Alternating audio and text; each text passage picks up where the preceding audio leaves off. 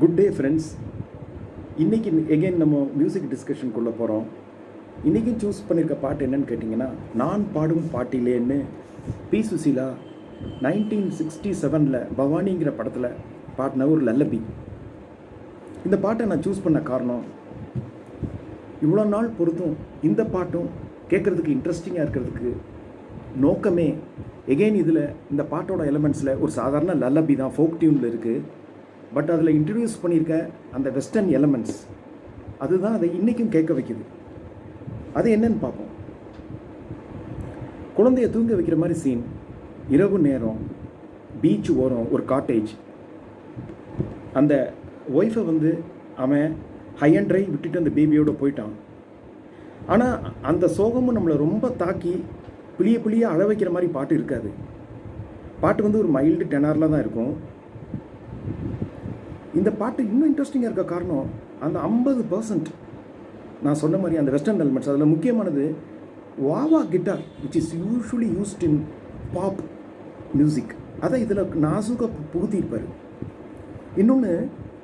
இன்னொரு பாயிண்ட் என்னென்னா, ரிதம் பாருங்கள், வெஸ்டர்ன் ரிதம் 3/4 சூஸ் பண்ணியிருப்பார். அதுதான் சூட்டபுளாக இருக்கும். ஏன்னா அது பிரேக் ஆகி தான் வரும்.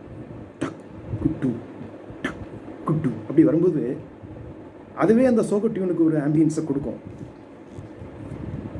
ரெகுலர் 4/4 அந்த மாதிரி ரிதமாக சூஸ் பண்ணால் அது ஃப்ளாட்டாக போயிட்டுருக்கும். அது வேறு ஏதோ மாதிரி போயிடும். இந்த மாதிரி ஒரு லல்லபியில் சோகம்னாலே அந்த காலத்தில் கம்போசர்ஸுக்கு ஷெனாய் இல்லைனா சோலோ வயலின் தான் ஞாபகத்துக்கு வரும்.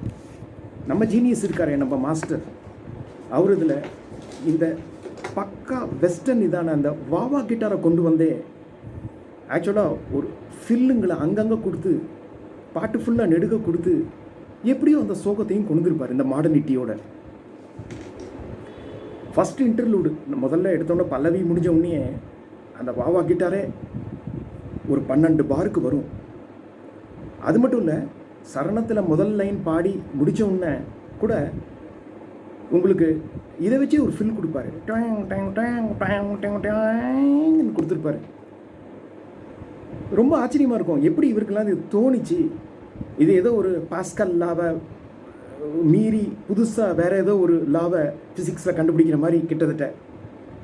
இன்டர்லூட்டில் இதை தாண்டி ஒரு போனஸாக ஒரு 16 பாரு அருமையான மெலோடியஸ் ஃப்ளூட் பீஸும் நமக்கு கிடைக்கும். பி சுசீலா பொருளுக்கு வருவோம்.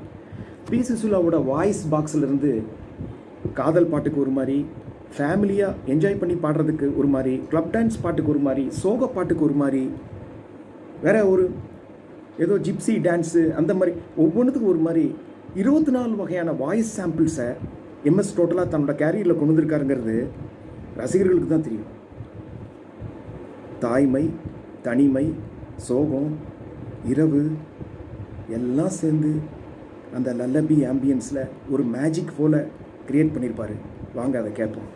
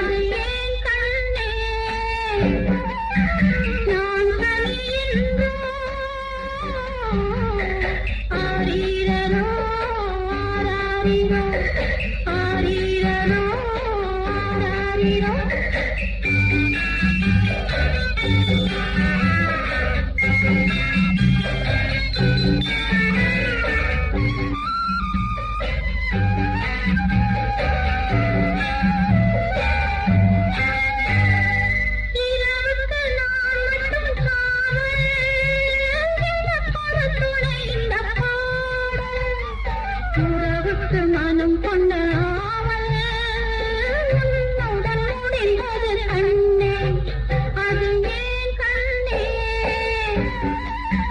நான் பெண்ணென்றோ ஆரீரரோ ஆரீரோ ஆரீரரோ ஆராரீரோ. நான் பாடும் பாட்டிலே வானேனும் தூங்குமே, அது ஏன் கண்ணே? நான் தாயென்றோ ஆரீரரோ ஆராரீரோ.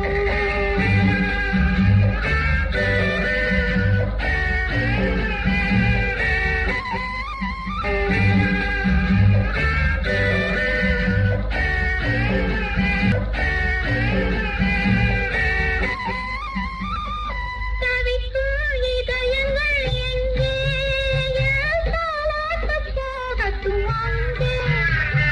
தவிக்கும் இதயங்கள் எங்கே? தாலாட்டுப் போகட்டும் அங்கே. இருக்கும் உலகங்கள் இங்கே, தேடி வராதோ இங்கே. என்னை பார் கண்ணே, நான் தாயன்றோ ஆரீரரோ ஆராரீரோ ஆரீரரோ ஆராரீரோ.